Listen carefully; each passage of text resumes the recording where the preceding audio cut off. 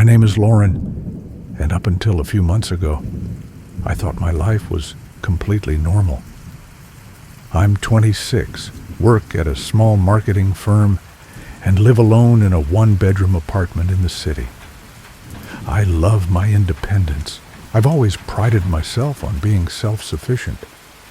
I have a close group of friends, a job I enjoy, and an apartment that, while small, feels like home. But now, I don't feel safe anywhere. And it all started with a single message. It was late one evening when I got a notification on Instagram. A new follower, Jason, watches. The username struck me as weird, but his profile was completely blank. No posts, no profile picture, nothing. Just a follow request. I ignored it, assuming it was some bot account. The next morning, I woke up to a DM. "You looked beautiful in that blue dress today." I froze. I had worn a blue dress to work the previous day, a very specific shade of blue, one I hadn't worn in weeks. My heart began to hammer as I stared at the message. Maybe it was someone I knew, a coworker, a friend playing a prank. I clicked on the account again, still no information. Something in my gut told me to block him, so I did. I didn't respond. I figured that would be the end of it. But it wasn't. That night, I stayed late at work to finish up a campaign. When I finally left, the streets were nearly empty, the streetlights buzzing overhead. As I walked toward my apartment, I had that feeling, the one where you just know you're being watched. I told myself I was being paranoid, that the DM had just put me on edge. Then I heard the footsteps. Slow, deliberate, following me from a distance. I turned around, but the street was empty. Maybe it was my imagination. Maybe I was just exhausted. When I got home, I locked the door and checked my phone. A new message from a different account. "You walk fast when you're scared." I felt sick. My hands trembled as I read it over and over. Whoever this was, they had been watching me, following me. I called my best friend, Rachel. She told me to block the account again, but also to be careful. "Maybe you should tell someone," she suggested. Tell who? The police? What would I even say? Some random account is sending me creepy messages. They'd tell me to block him, to be more careful. It wasn't illegal to send a message, so I tried to push it out of my mind. For the next few weeks, nothing happened. No messages, no strange feelings. I convinced myself that whoever it was had lost interest. Then, one night, I got home late and found a note taped to my apartment door. "Why won't you talk to me?" My blood ran cold. I yanked the paper off my door, my eyes darting up and down the empty hallway. My hands were shaking as I locked my door, double-checking that the deadbolt was secure. I barely slept that night. Every creak, every rustle of wind outside made my heart race. I kept my phone clutched in my hand, ready to call someone, anyone, if I heard something strange. The next morning, I went to my landlord and asked if they had cameras in the hallways. They didn't. I asked if anyone had seen anything. No one had. I started feeling paranoid. Was I imagining this? Was someone really out there watching me? Or was I losing my mind? Then came the photos. They arrived in my mailbox, printed glossy, high resolution, pictures of me walking to work, sitting in the coffee shop I always went to, standing at my apartment door, key in hand. One was taken through my window. I couldn't breathe. I grabbed my phone and called the police. They came, took a report, and said they'd look into it. But I could tell they didn't take it seriously. Just be careful, they said. Maybe stay with a friend for a while. But I didn't have anywhere else to go. So I bought new locks. I stopped going anywhere alone. I kept the blinds shut tight.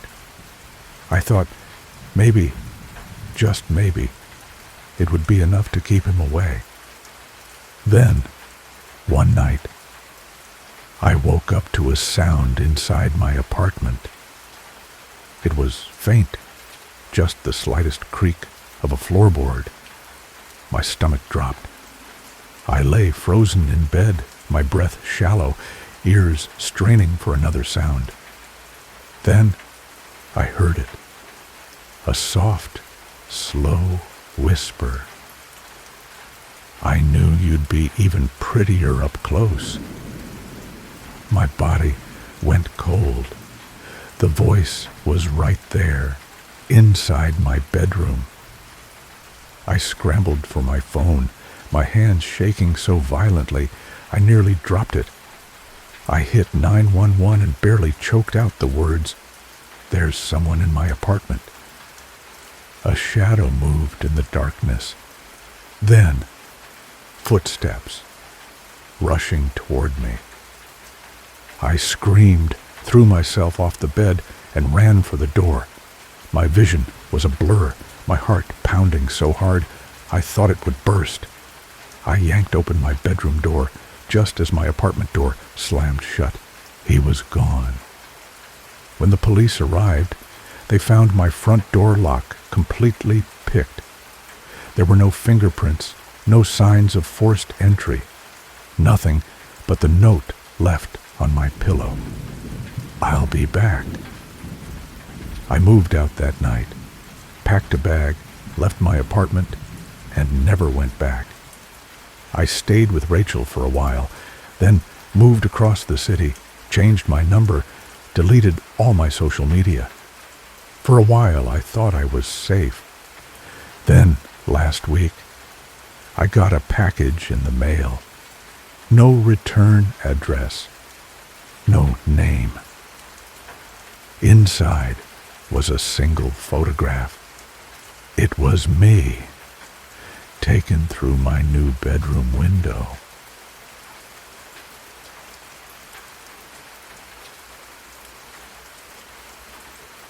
I never thought much about the man at the bus stop. He was just one of those background figures you see every day, familiar but unimportant. He was older, maybe in his late 50s, with graying hair and a thin build.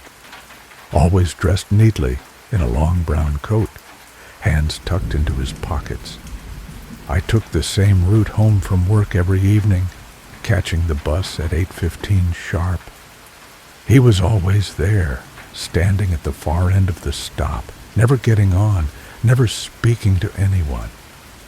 I figured he was waiting for someone or just liked the routine. I didn't pay him much attention.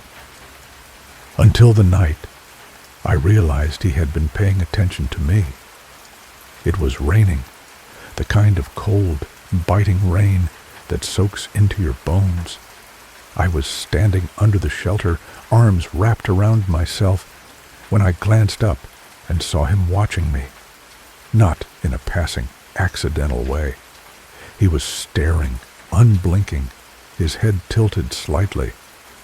I looked away, uncomfortable, but unwilling to make a scene. When the bus arrived, I got on quickly, taking my usual seat near the back.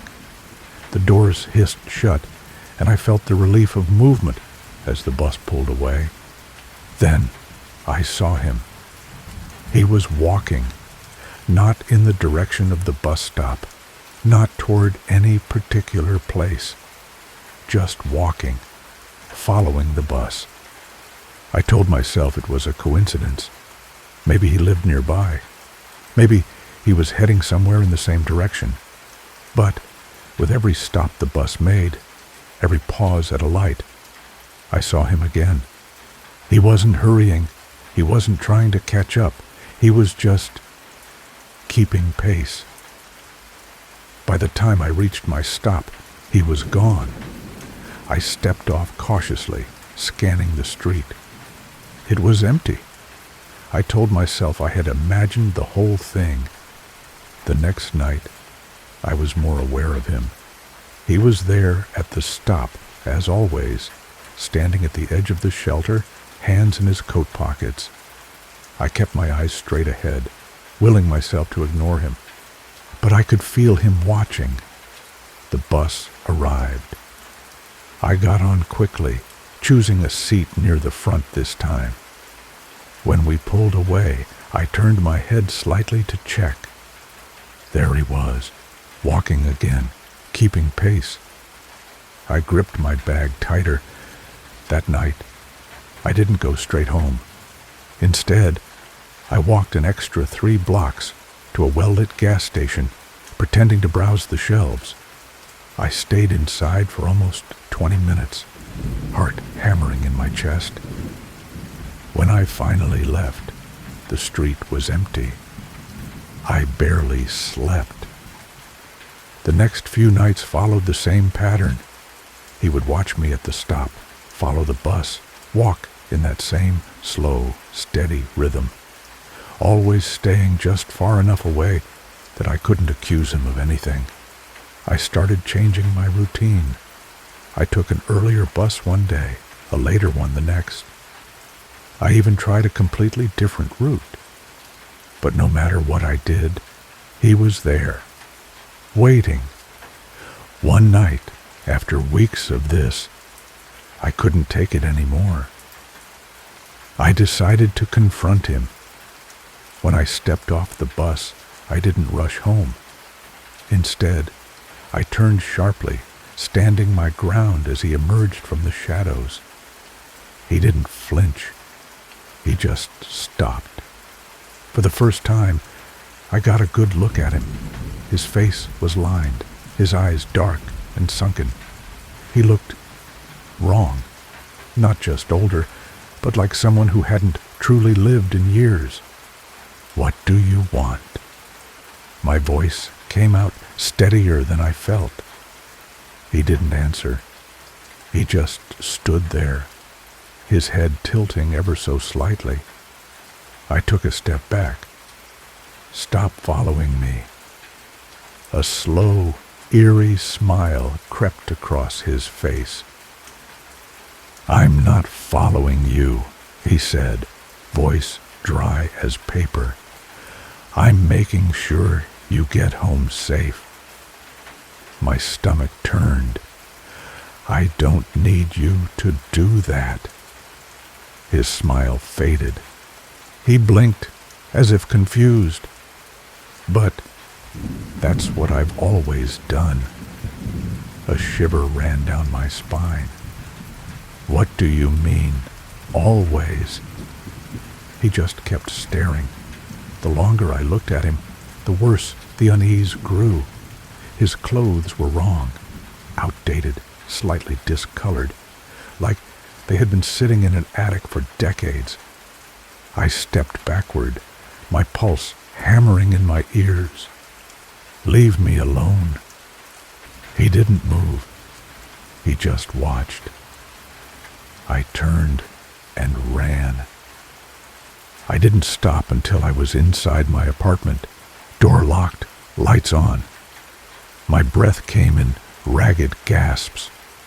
I grabbed my phone with shaking hands and called the police. They took my statement, wrote a report. They said they'd patrol the area, keep an eye out, but they didn't seem too concerned.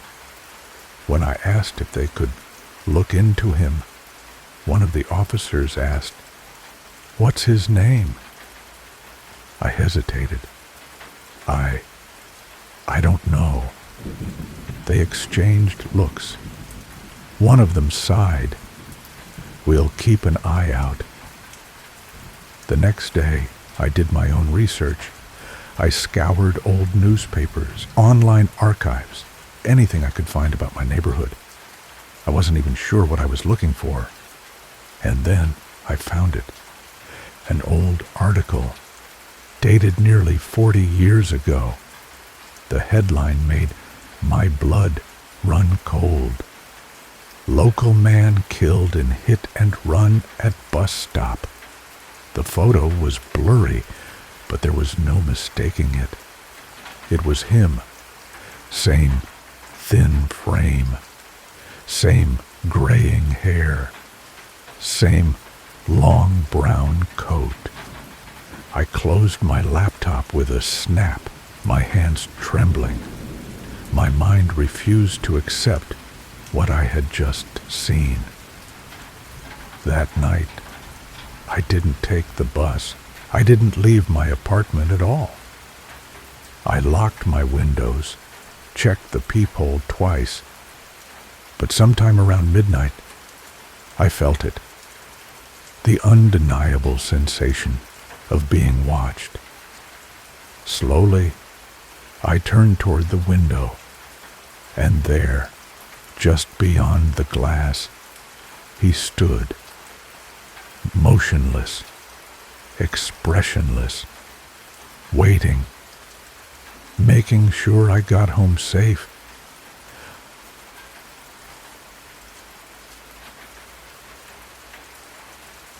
I work the night shift at a 24-hour diner just off the highway. It's one of those places that never really closes, the kind of spot where truckers, drunks, and insomniacs shuffle in at odd hours, looking for burnt coffee and greasy food. I like the job well enough. It's quiet most nights, and I don't mind the solitude. But I don't feel safe anymore. Not since I started noticing the man in the corner booth.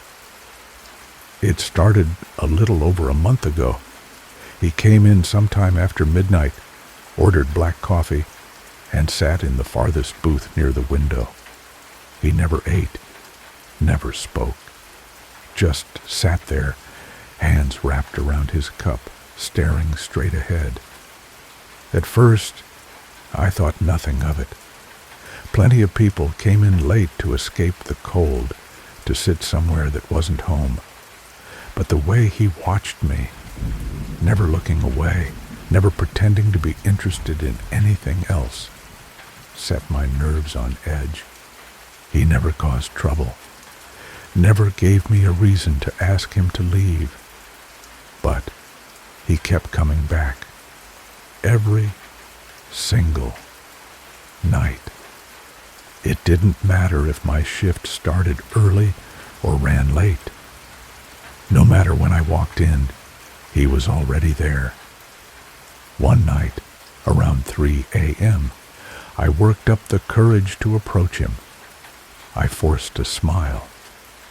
"You sure you don't want anything to eat?" He didn't answer right away. His fingers tapped once against the ceramic rim of his coffee cup. Then, in a quiet, measured voice, he said, "You're always here, every night." Something about the way he said it made my stomach twist. I laughed nervously. "Yeah, well, it's my job." He tilted his head. "You work hard." I shifted my weight. "I guess." His lips barely moved, but I saw the flicker of something that might have been a smile. Good girls work hard.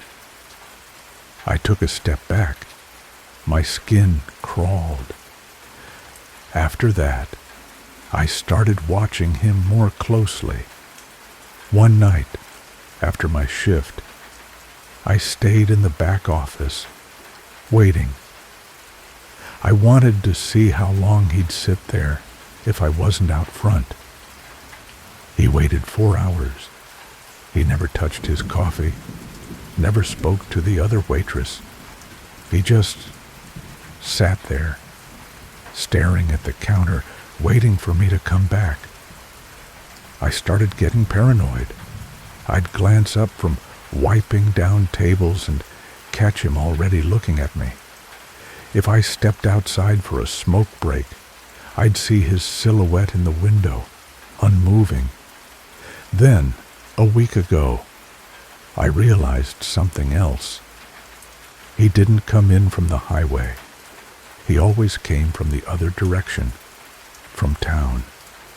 And that meant he was local. I hadn't thought about it before, but now it was all I could think about. Had he been following me before I ever noticed? Did he know where I lived? That night, after my shift, I drove home the long way, took extra turns, watched my mirrors. No one followed me. When I pulled up to my apartment, the street was empty, but I still couldn't shake the feeling of being watched. I locked my door and shut my blinds, told myself I was imagining things, until I found the note, slipped under my door, written in tiny, careful handwriting. Good girls work hard. I called the cops. They sent a patrol car, but there wasn't much they could do. No cameras, no proof it was him. They told me to be careful. That was it. The next night, I didn't go to work. I called in sick and stayed in my apartment, heart pounding every time I heard a noise. At 1:47 a.m., I heard footsteps in the hall. Soft, deliberate, pausing outside my door. I held my breath. The footsteps didn't move. For almost 5 minutes, whoever was out there just stood there. Then, slowly, a shadow shifted beneath the door. I nearly screamed. I didn't sleep that night. The next morning, I went straight to my manager and quit my job. It wasn't worth it. I started looking for a new place, something in another town. But moving takes time. Too much time.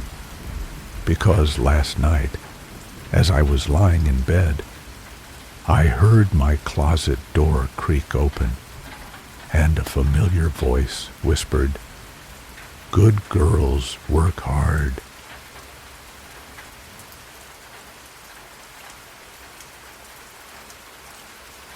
I used to love my nightly runs. I work long hours, sitting at a desk all day, so running at night became my way of unwinding. My apartment complex backs up to a quiet trail, one of those paved paths lined with trees and streetlights that cut through town. At night, it's usually empty, peaceful.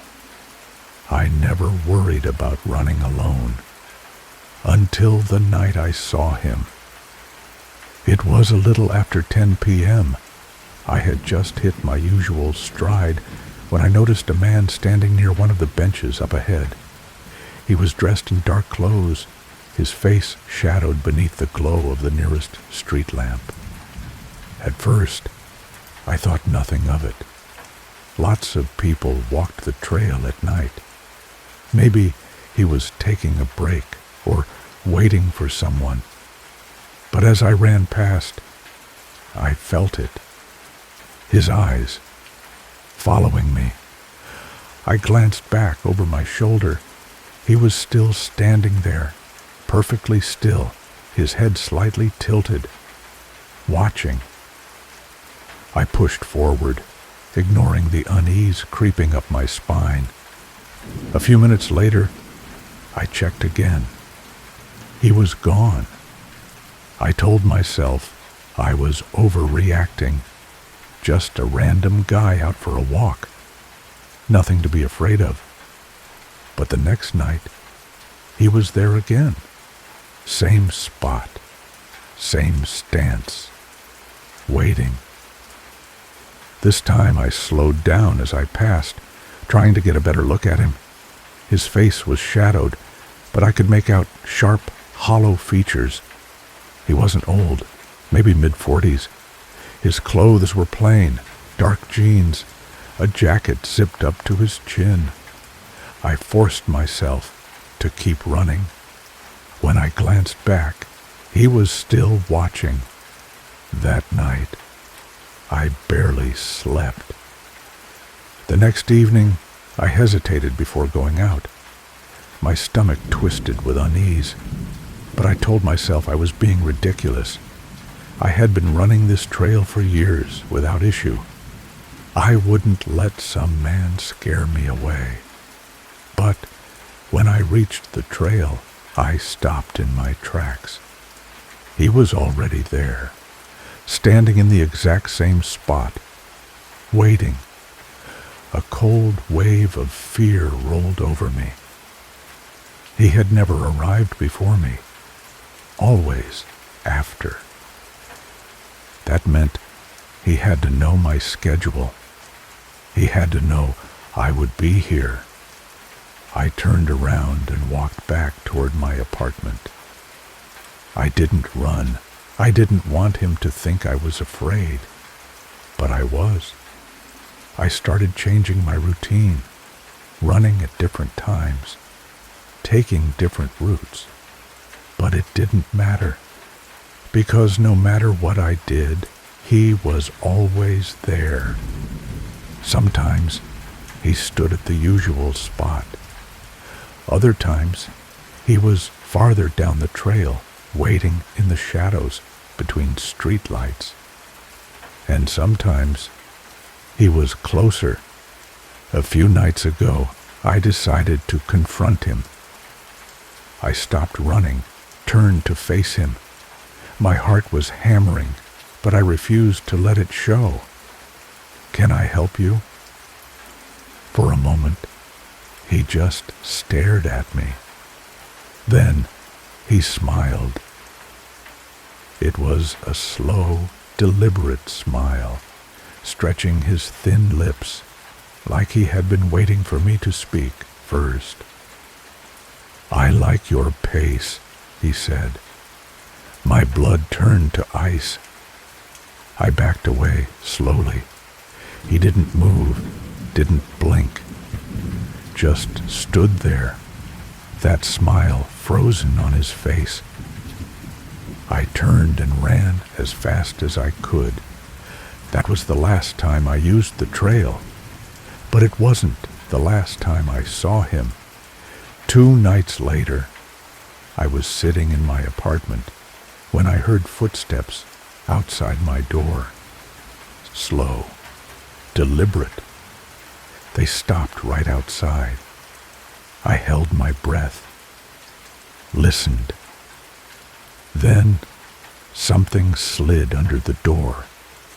A note. I stared at it for what felt like forever before picking it up. The handwriting was small, almost delicate. "You can't stop running forever." I called the police. They took a report, but without proof of a crime. There wasn't much they could do. They told me to stay alert, be careful. That was 3 days ago. Last night, I woke up to the sound of my bedroom window creaking open, and a whisper. "I like your pace,"